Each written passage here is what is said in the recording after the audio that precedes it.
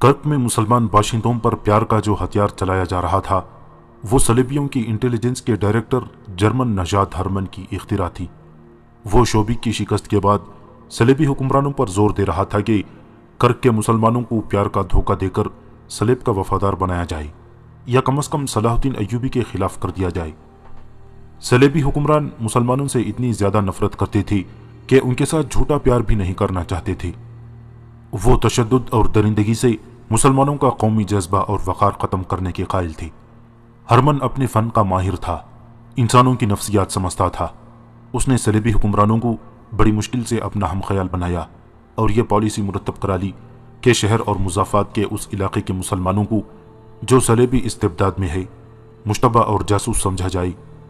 جس مسلمان کے خلاف ذرا سے بھی شہادت ملے اسے گرفتار کر کے غائب کر دیا جائے، لیکن ہر مسلمان شہری کو دہشت زدہ نہ کیا جائے۔ اس پالیسی کی بنیادی شق یہ تھی کہ لڑکیوں کے ذریعے مسلمان لڑکیوں کو بے پردہ کیا جائے اور مسلمان لڑکیوں کو ذہنی عیاشی اور نشے کا عادی بنا دیا جائے۔ مختصر یہ ہے کہ ان کی کردار کشی کا انتظام کیا جائے، لہذا اس پالیسی پر عمل شروع کر دیا گیا تھا۔ ابتدا افواہوں سے کی گئی تھی۔ ہرمن نے یہ منظوری بھی لے لی تھی کہ مسلمانوں میں غداری کے جراثیم پیدا کرنے کے لیے خاصی رقم خرچ کی جائے۔ چند ایک مسلمانوں کو خوبصورت اور تندرست گھوڑوں کی بھگیاں دے کر انہیں شہزادہ بنا دیا جائے اور انہیں مسلمانوں کے خلاف مخبری اور ان میں افواہیں پھیلانے کے لیے استعمال کیا جائے۔ انہیں شاہی دربار میں وقتاً فوقتاً مدعو کر کے ان کے ساتھ شاہانہ سلوک کیا جائے۔ ان کی مستورات کو بھی مدعو کر کے ان کی عزت کی جائے کہ وہ اپنی اصلیت اور اپنا مذہب ذہن سے اتار دیں۔ ہرمن نے کہا تھا، اگر آپ مسلمانوں کو اپنا غلام بنانا چاہتے ہیں تو ان کے دماغ میں بادشاہی کا کیڑا ڈال دیں۔ انہیں گھوڑے اور بھگیاں دے کر ان کے دامن میں چند ایک اشرفیاں ڈال دیں، پھر وہ بادشاہوں کے نشے میں آپ کے اشاروں پر ناچے گا، شراب بھی پیے گا اور اپنی بیٹیوں کو اپنے ہاتھوں ننگا کر کے آپ کے حوالے کر دے گا۔ اگر آپ مسلمانوں کا مستقبل تاریک کرنا چاہتے ہیں تو یہ نسخہ آزمائیں۔ میں آپ کو پہلے بھی بتا چکا ہوں اور اب بھی پھر بتاتا ہوں کہ یہودیوں نے مسلمانوں کی اخلاقی تباہی کے لیے اپنی لڑکیاں پیش کی ہیں۔ آپ جانتے ہیں کہ مسلمان کا سب سے پرانا اور سب سے بڑا دشمن یہودی ہے۔ اسلام کی جڑیں تباہ کرنے کے لیے یہودی اپنی بیٹیوں کی عزت اور اپنی پونجی کا آخری سکہ بھی قربان کرنے کو تیار رہتے ہیں۔ یہودیوں میں خطرہ یہ تھا کہ وہ اسی خطے کے رہنے والے تھے، اس لیے مسلمانوں کی زبان بولتے تھے اور ان کے رسم و رواج اور گھریلو زندگی سے بھی واقف تھے۔ ان کی شکلیں اور کئی دیگر قوائف ملتے جلتے تھے۔ کوئی یہودی لڑکی مسلمانوں کا لباس پہن کر کسی مسلمان گھر میں جا بیٹھی تو اسے بلا شک و شبہ مسلمان سمجھ لیا جاتا تھا۔ اس مشابہت سے یہودی پورا فائدہ اٹھا رہے تھے اور اسلامی معیشت میں غیر اسلامی زہر داخل ہونا شروع ہو گیا تھا۔ جس روز سلطان ایوبی نے 2 جاسوسوں کو ہدایت دی اور زاہدان سے کہا تھا کہ وہ کرک میں جاسوسوں کے ذریعے مسلمانوں کو صحیح خبریں پہنچائے، اس سے 20 روز بعد کرک میں ایک پاگل اور مجذوب اچانک کہیں سے نمودار ہو گیا۔ اس نے ہاتھ میں لکڑی کی بنی ہوئی گز بھر لمبی سلیب اٹھا رکھی تھی جسے وہ اوپر کر کے چلاتا تھا، مسلمانوں کی تباہی کا وقت قریب آ گیا ہے۔ شوبک میں مسلمان اپنی بیٹیوں کی عصمت دری کر رہے ہیں۔ مصر میں مسلمانوں نے شراب پینا شروع کر دی ہے۔ خدا یسوع مسیح نے کہا ہے کہ اب یہ قوم روئے زمین پر زندہ نہیں رہ سکتی۔ مسلمانوں، نوح کے دوسرے طوفان سے بچنا چاہتے ہو تو صلیب کے سائے میں آ جاؤ، اگر صلیب پسند نہیں تو خدا یہودا کے آگے سجدہ کرو، مسجدوں میں تمہارے سجدے بیکار ہیں۔ لباس اور شکل و صورت سے وہ اچھا بھلا لگتا تھا، لیکن باتوں اور انداز سے پگلا معلوم ہوتا تھا۔ اس کی داڑھی بھی تھی، لمبا چوغا پہن رکھا تھا، سر پر پگڑی اور اس پر رومال ڈالا ہوا تھا جو کندھوں پر بھی پھیلا ہوا تھا۔ اس کے چہرے اور کپڑوں پر گرد تھی جس سے پتہ چلتا تھا کہ وہ سفر سے آیا ہے۔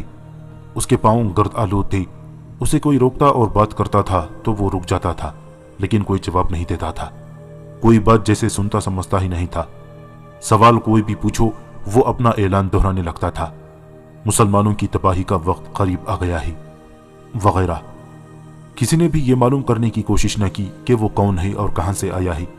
عیسائی اس لیے خوش تھے کہ اس نے ہاتھ میں صلیب اٹھا رکھی تھی اور خدا یسوع مسیح کا نام لیتا تھا۔ یہودی اس لیے خوش تھے کہ وہ خدا یہودا کا نام لیتا تھا، اور دونوں کی یہ خوشی مشترک تھی کہ وہ مسلمانوں کی تباہی کی خوشخبری سنا رہا ہے۔ صلیبی فوج کے چند ایک سپاہیوں نے اس کی للکار سنی تو انہوں نے قہقہہ لگایا۔ شہری انتظامیہ کی فوج جو بعد में पुलिस कहलाई, उसने देखा तो उसे पागल कहकर नजरअंदाज कर दिया। मुसलमानों में इतनी जरूरत नहीं थी कि उसका मुंह बंद कर दे। मुसलमान उसके मुंह से अपनी तबाही का ऐलान सुनकर डर भी गए थे और उन्हें गुस्सा भी आया था, मगर कुछ भी नहीं कर सकते थे। ये मजजूब शहर की गलियों और बाजारों में घूम फिर रहा था और इस ऐलान को दोहराता जा रहा था, मुसलमानों, सलेब के साए में आ जाओ, तुम्हारी तबाही का वक्त आ गया है। मस्जिदों में तुम्हारे सजदे बेकार हैं। कहीं कहीं वो ये भी कहता था, कर्क में मुसलमानों की फौज नहीं आएगी, उनका सलाहुद्दीन अय्यूबी मर चुका है। बाज औकात वो ऊटपटांग और बेमानी फिक्रे से बोलता था जो साबित करते थे कि वो पागल है। बच्चे उसके पीछे पीछे चले जा रहे थे। बड़े उम्र के आदमी भी कुछ दूर तक उसके पीछे पीछे चलते और रुक जाते थे और वहां से चंद और आदमी उसके पीछे चल पड़ते थे। मुसलमानों से गुस्से की निगाह से भी देखते थे और अपने बच्चों को उसके पीछे जाने से रोकते थे। सिर्फ एक मुसलमान था जो उस पागल के पीछे पीछे जा रहा था। वो पागल से 10-12 कदम दूर था। ये एक जवान साल मुसलमान था। रास्ते में 2 ईसाई नौजवानों ने उसे ताने दिए। एक ने उसे कहा, उस्मान भाई, तुम भी सलेब के साए में आ जाओ। उसने उन्हें कहर भरी नजरों से देखा और चुप रहा। उन ईसाइयों को मालूम नहीं था कि उस्मान के पास एक खंजर है और वो उस पागल को कत्ल करने के लिए उसके पीछे पीछे जा रहा है। उसका पूरा नाम उस्मान सारिम था। उसके माँ बाप जिंदा थे और उसकी एक छोटी बहन भी थी जिसका नाम अन्नूर सारिम था। उस लड़की की उम्र 22-23 साल थी। उस्मान उससे 3-4 साल बड़ा था। जो जोशीला नौजवान था, इस्लाम के नाम पर जान निसार करता था। सलेबी हुकूमत की नज़र में वो मुश्तबा भी था, क्योंकि वो मुसलमान नौजवानों को सलेबी हुकूमत के खिलाफ ज़मींदोज़ कार्रवाइयों के लिए तैयार करता रहता था। वो अभी कोई जुर्म करता पकड़ा नहीं गया था। उसने जब उस पागल की आवाज़ सुनी तो बाहर निकल आया। पागल इतनी बड़ी सलेब बुलंद किए मुसलमानों के खिलाफ बुलंद आवाज में वाही तबाही बकता जा रहा था। उस्मान सारिम ने यह भी ना देखा कि ये तो कोई पागल है। उसने सलेब देखी और पागल के अल्फाज सुने तो उस पर दीवान की तारी हो गई। अपने घर जाकर उसने खंजर लिया और कुर्ते के अंदर नाफ में उड़स कर पागल के पीछे पीछे चल पड़ा। वो उसे एक ऐसी जगह कत्ल करना चाहता था जहां उसे कोई पकड़ ना सके। वो सलेबियों के खिलाफ मजीद कार्रवाइयों के लिए जिंदा रहना चाहता था। वो पागल से 10-12 कदम पीछे चलता गया और उसका ऐलान सुनता गया। जब 2 ईसाइयों ने उसे ताने दिए थे और एक ने कहा कि उस्मान तुम भी सलेब के साए में आ जाओ, तो उसकी आंखों में खून उतर आया। उसके दिल में कत्ल का इरादा और ज्यादा पुख्ता हो गया। पागल के पीछे और उसके साथ साथ लोगों और बच्चों का जुलूस जमा हो गया था। कत्ल का यह मौका अच्छा नहीं था। दिन गुजरता गया और पागल की आवाज धीमी पड़ती गई। उसके पीछे चलने वाले कम होते गए। सूरज गुरूब होने में अभी कुछ देर बाकी थी। एक मस्जिद आ गई। पागल मस्जिद के दरवाजे पर बैठ गया और उसने सलेब ऊपर करके कहा, अब ये गिरजा है, मस्जिद नहीं। उस वक्त उस्मान सारिम उसके करीब जा खड़ा हुआ। उसे अच्छी तरह एहसास था कि यह बेशक पागल है, लेकिन उसके कत्ल की सजा भी मौत होगी, क्योंकि उसने सलेब उठा रखी है और यह मुसलमानों के खिलाफ नारे लगा रहा है। उस्मान सारिम ने पागल के करीब होकर धीमी आवाज में कहा, यहां से फौरन उठो और अपनी सलेब के साथ गायब हो जाओ, वरना सलेबी यहां से तुम्हारी लाश उठाएंगे। पागल ने उसे नजर भर कर देखा। उसके सामने बहुत से बच्चे खड़े थे। उसने उस्मान सारिम की धमकी का जवाब दिए बगैर बच्चों को डांट कर भाग जाने को कहा। बच्चे डर कर भाग गए तो पागल मस्जिद के अंदर चला गया। उस्मान सारिम के लिए यह मौका अच्छा था। उसने कुछ सोचे बगैर चौकड़ी भरी दरवाजे के अंदर गया और दरवाजा बंद कर दिया।